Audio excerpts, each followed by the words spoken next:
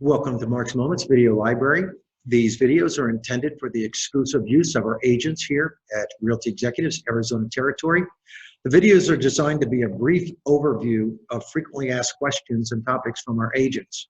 If you are in need of a more in-depth discussion on any of the topics in our video library, please call one of our members of our management team.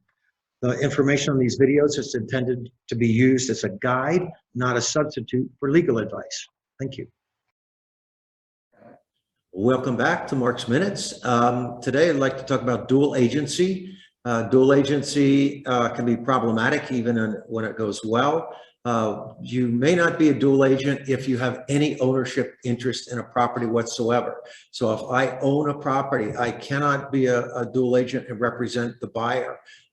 If I'm a buyer, even though I'm a licensed agent, I cannot represent the seller. So again, even if it's an LLC that owns the property, if I have any ownership interest in the property whatsoever, I may not represent the buyer in that transaction. Again, if I am the buyer, then I may not represent the seller.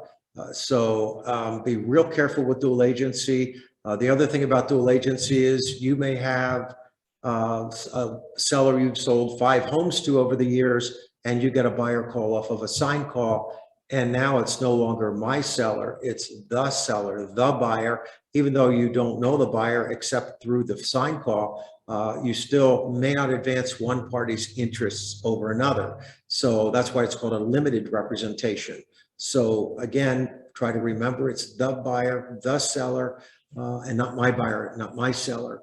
And if you have a listing, any other Realty Executives Arizona Territory agent that brings a buyer, that would be a dual agency situation.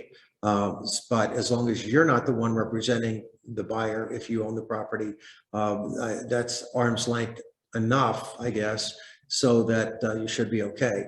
Again, dual agency can be really challenging. If you have any questions, please feel free to call any of us in leadership. Thank you.